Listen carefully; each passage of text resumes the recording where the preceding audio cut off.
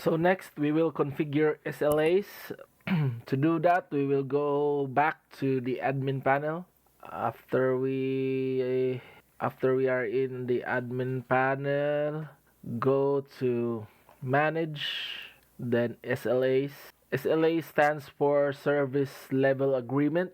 It is basically like how much time you have to resolve or to do some specific task, whether it's responding to a ticket or completing a ticket. That's what SLA means. So we will make a SLA. For this one, we will make three SLAs for Sev A, severe, depending on the category of a ticket.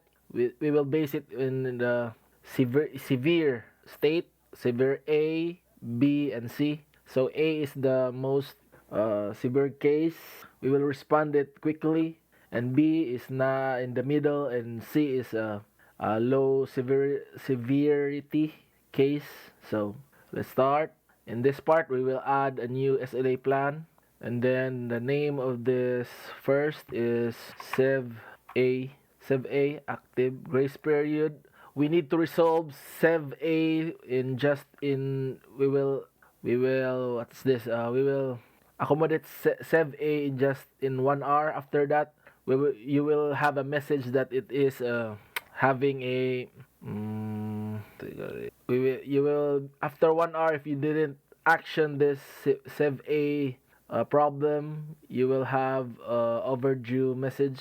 So in just 1 hour, we will resolve this problem. So schedule will be 24/7. Transient SLA overridden ticket transfer to help or help topic change. Ticket overdue alerts disable. We leave that unchecked. So add plan.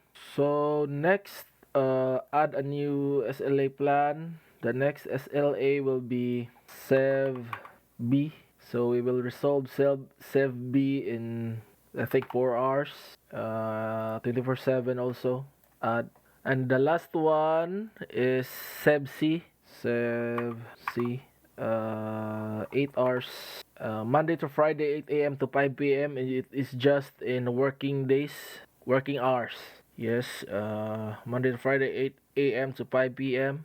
with US holidays. So add plan. So that's it. We created three SLAs: Sev A, Sev B, and Sev C, and that's how you create SLAs.